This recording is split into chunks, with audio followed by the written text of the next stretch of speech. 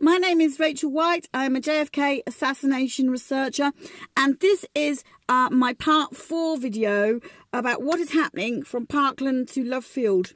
And there's still some more things that I need to share with us all about some of the fine-tuned details that we've discovered have gone on in Parkland after the point at which Kennedy has been declared dead at 1 p.m. And in our previous videos, you'll know that we've detailed out why JFK was in Parkland and moved to the DOA room on a gurney via a treatment booth for a little minute to wait for the body of J.D. Tippit to arrive, and how they pulled that body switch. We've talked about the staged event of the argument in the corridor over the now empty casket that eventually went back onto Air Force One at Lovefield.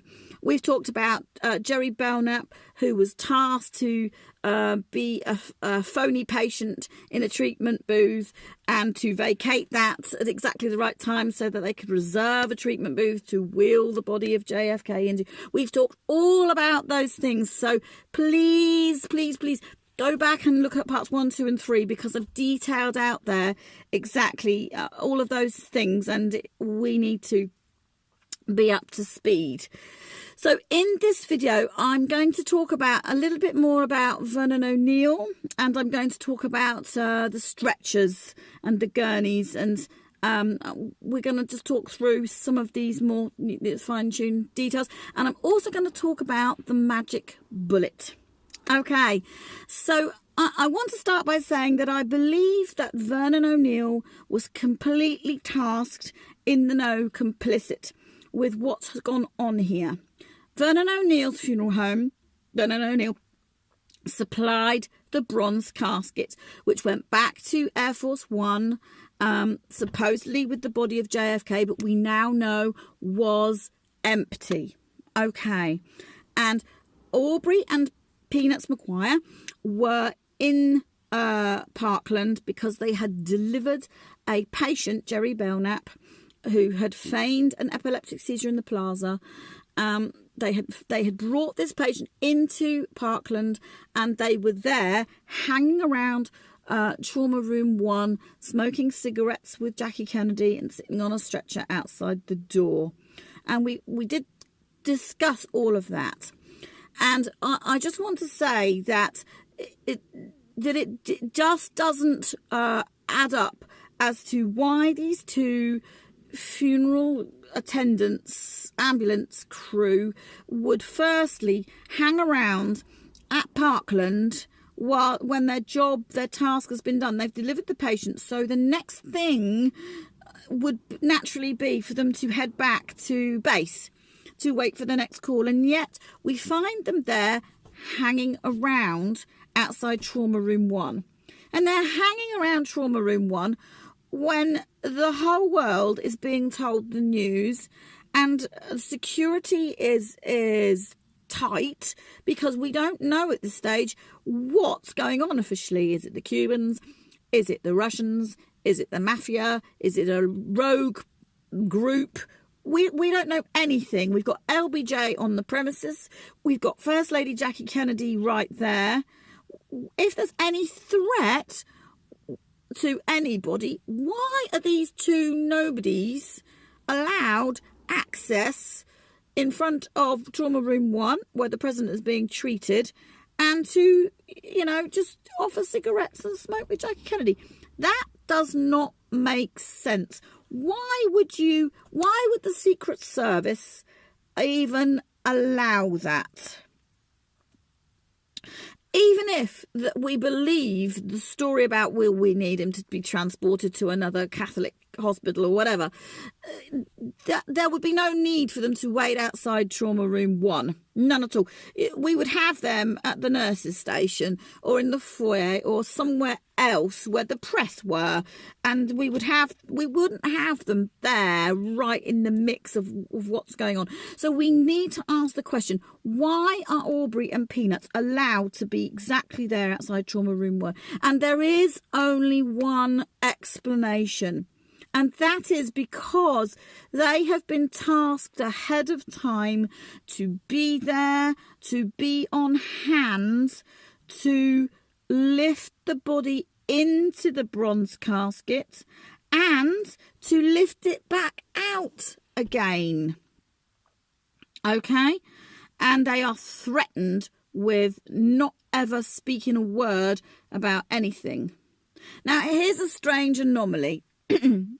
Aubrey says in his book that he was threatened very severely not to breathe a word to anyone, to the media, to anyone. Okay, yet he gives a TV interview, and he does, in fact, talk about some of his experiences in Parkland, and yet there is never any consequences for Aubrey having done that. All right. Even whilst this scenario is going on outside Trauma Room 1, his wife is being given a phone call in a very threatening manner to keep her mouth shut. She doesn't even know any information yet, and she's been given the phone call. So there's something else going on that they believe that Aubrey might spill the beans on. All right, and he might get home and tell the wife, and she might say it as well. It's clear as day to me that yes, he's written his memoirs, but there are things he has not told us, and the thing that he is not telling us is the fact that once President Kennedy's body is in that bronze casket, okay, there is a moment in Trauma Room 1 where we have got Father Oscar Huber, Jackie Kennedy, Peanuts and Aubrey, okay, and that body is lifted back out of the bronze casket onto the stretcher, onto the gurney. And this is what nobody has ever come out and said before, okay, but I guarantee to you that this is what has happened, and this is what's being covered up. And this is being covered up for one reason, and one reason only. And that is to protect the deep state. And that is to protect Jackie Kennedy from ever being found out that she had shot her husband here in the left side of his head. Okay, Father Oscar Huber, okay, was handpicked by Jackie Kennedy to give JFK the last rites. Let's make no mistake about that. He is a Jesuit priest. Now, the Jesuit priests and the Roman Catholic Church have their own network, their own way of being. And once we've got the involvement of the Roman Catholic Church, we can be sure we can be sure that not all is told the way it should be. All right, that he would, any requirement to keep quiet about any aspect, he would have done so. Even though he does let slip in his TV interview that President Kennedy is dead, when he perhaps shouldn't have done, the stuff that he really shouldn't say, he keeps quiet on. Absolutely. Okay, they are a network all unto themselves, and he is handpicked for this task. He is the one that puts the crucifix on top of the bronze casket, all right, before the bronze casket is wheeled out into the hall and the arguments going on there. So we know that Oscar Huber has been in Trauma Room 1 twice, and why so? Why so? Because the last rites were given at 1 p.m. Okay, they were given at 1 p.m. This is what Catholics believe, that the body doesn't leave, the soul doesn't leave the body until the last rites are given, and so therefore they can't give the announcement. They can't confirm the death until the last rites have been given. So he's in there at 1 p.m. He's doing the last rites, and yet he comes back into Trauma Room 1 to say the last rites again. And that's the account that Aubrey gives us too. Okay, so we know that these people are complicit in the cover-up of what has gone on here. Now, Aubrey and Peanuts placed the body in to the casket, all right? And then the argument is going on in the corridor. And in those moments, when they're alone in that room all together, that is when the body is taken out of the bronze casket, put back onto the gurney, covered over with a sheet. The casket is moved out, and the body under a sheet is moved without anybody noticing now into treatment booth 8, which has been vacated by Jerry Belknap. Okay, so that's really what has gone on there. Now, I want to talk a little bit about the stretchers scenario, because we've had a little bit of an idea about what's gone on with the stretcher. So the first thing I want to say is that when President Kennedy was unwrapped at Bethesda, when his body finally got to Bethesda, he was wrapped in a rubber sheet. So how are you going to get a dead body, a dead weight body, wrapped into another sheet? The easiest way to do that is to bring in another stretcher, another gurney, and cover that with a very large rubber sheet over the mattress pad, over the frame, so it hangs down like a tablecloth. And you lift the body from the first stretcher directly onto the second stretcher. And then you can lift the whole thing up hammock style between 2 or 3 people and into the casket and out the casket and whatever you need to do. So that is exactly what they did. And then, of course, stretcher 1, which was the stretcher that Kennedy was on and was treated on and is covered in blood and paraphernalia, is wheeled out of trauma room 1 just after 1 p.m. Okay, so Kennedy is waiting then on the stretcher 2 on the rubber sheet, ready for the casket 2 to be loaded into the casket and then back out again. So stretcher 1 is pushed to the vestibule. Okay, now Daryl Tomlinson, who is Parkland's engineer, gives a testimony that he came off the elevator and he pushed what became known as stretcher A into the vestibule, and that stretcher B, he identified another stretcher, was already in that vestibule and it was blocking the entrance to the men's room.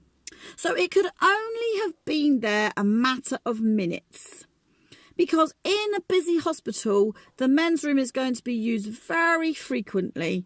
And somebody, if the men's room had been used, would have been pushing that stretcher, that gurney, out of the way. It's blocking the entrance. So he moves this stretcher B and pushes it against the wall. And as he does that, okay, he hears the clink of something rolling off and onto the floor. And that is a bullet, which he then gives to Parkland security manager. I think his name is O.P. Price. And he says, look what we found here. And that eventually goes to the Secret Service. So I want to say to you that this stretcher B that is in position minutes is the stretcher of JFK, stretcher 1, that JFK was removed off of. And the bullet, okay, that was on there had, as he's been moved around with his head, has been lodged between the mattress pad and the frame of the stretcher. So when Tomlinson kind of nudges it against the wall, it shakes the bullet loose and it drops to the floor. Okay, so I know that this is not what we've been told, but when we look at this in this way, it becomes really clear that this is exactly what has happened here. Nurse Phyllis Hall gives a testimony, and this is all on YouTube, that there was a bullet between the ear and the shoulder of JFK as he was wheeled onto on the stretcher into trauma room 1. Nobody was really looking at the left side of the head. Nobody in trauma room 1 gives any account of this wound here whatsoever. So when they lift off JFK from the first stretcher that he's been treated on onto the second stretcher with a rubberized mat, the bullet that's here, that rolls out and lodges itself into this mattress pad. And it is this stretcher, I believe, goes in front of the men's room that Daryl Tomlinson pushes out of the way. Now, if the bullet had rolled out of Kennedy at any point later than this, it would have rolled onto his stretcher, which is covered in the rubber sheet. Okay? Now, there's no way that that bullet can roll anywhere except onto the floor, because it can't get lodged in. It's on a mattress, on a sheet. So it would just literally anything like that would just completely roll off. There wouldn't be opportunity for it to get lodged anywhere. So I'm saying that this bullet had got missed, and it was lodged underneath the mattress pad of the first stretcher that Kennedy was on, and it got missed off the list of things to check. Nobody noticed that this was happening. Okay, now in later times and under the Warren Commission, there has been meddling with stretcher A and stretcher B, and did this come from Connolly's surgery room? And it was the bullet that was lodged in Connolly's leg. And Arlen Specter, the author of the magic bullet theory, is the one who interviews Tomlinson in his Warren Commission deposition. Okay, which is very interesting, because he knows then exactly which questions to ask and which questions not to ask. Daryl Tomlinson is absolutely clear, and always has been, that stretcher A is the stretcher that he pushed off of the elevator, right? That would have come up and down potentially from the surgery rooms.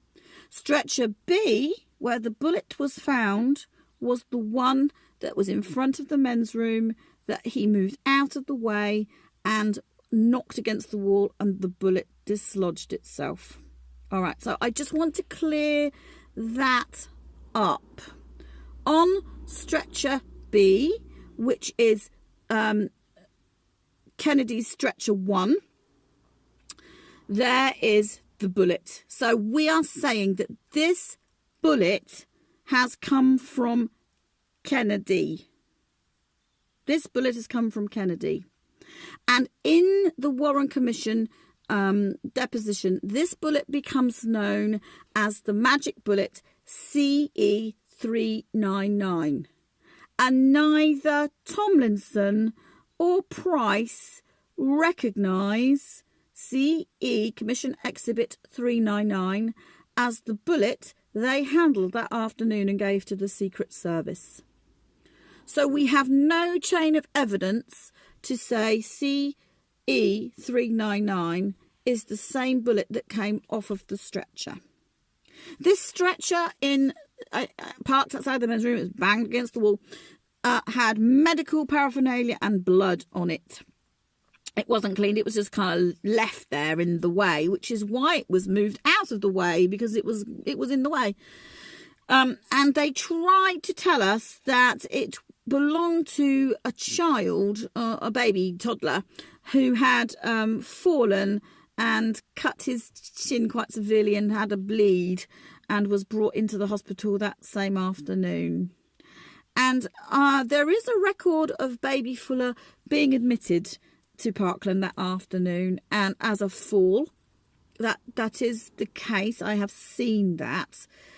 But this man now would be 57 years old, and we've never heard, as far as I know, a word from this man to say, oh yes, I was there the same afternoon when I was a baby, and this happened to me and I was treated at the same time. What a cutesy kind of innocent story claim to fame that would be if this man came forward and said, yes, and that was my stretcher.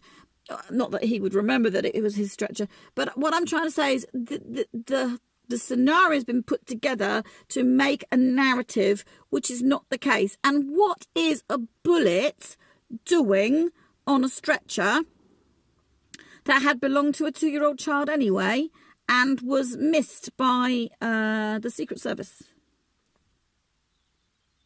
It was only found because Tomlinson banged it against the wall and it fell out. Okay? Somebody was going to find it at some stage. Now, it's been said that Jack Ruby planted that bullet, and that thinking has come from the JFK movie. And I would like to say that is not the case. Jack Ruby did not go to Parkland to plant the magic bullet, right?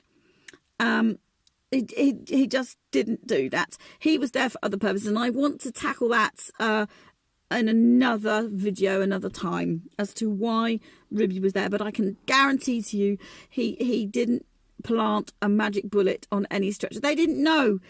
How would they know what bullets they already had to know what bullets they needed to be able to plant one to make it look like it's too soon to make those kinds of decisions.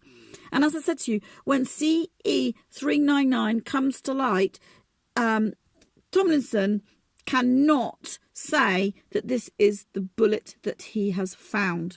So I want to bring this all together, and I want to say that everything that has happened here, the magic bullet falling off the stretcher, the bullet that fell off the stretcher, the putting in and taking out of JFK into his casket, the fight in the hallway, a distraction technique, a staged event to get the casket back to Lovefield with no body in it, so that JFK could be moved on the gurney quietly to the treatment booth.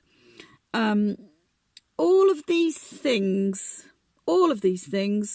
are telling us that there is more to this cover-up than we have previously known.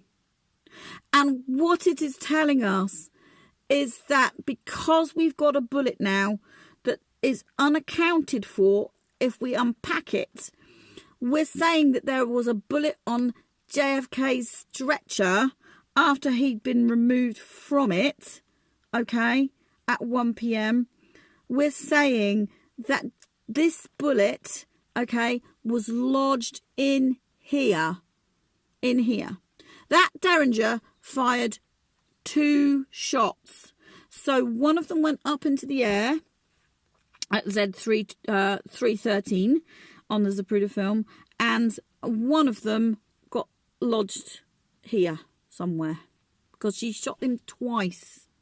And it may well be that she shot him again when they were under the underpass and nobody was looking, just to make absolutely sure that he was dead. The first bullet they found that by the manhole cover. The second bullet, here we are. This is what became CE399, the magic bullet. And because there was a record of this bullet, because it had been found, we then have to make a narrative to try and explain away why we've got this, because we can't deny its existence. So that's the way round to think about that. And I just want to bring that to us, because what we're saying is that ultimately these things have been done to cover Jackie Kennedy as the shooter. And it all comes together between 1 p.m. and 2:20 in Parkland Hospital. So that is what I wanted to bring to us, and thank you for listening, and we will talk again soon.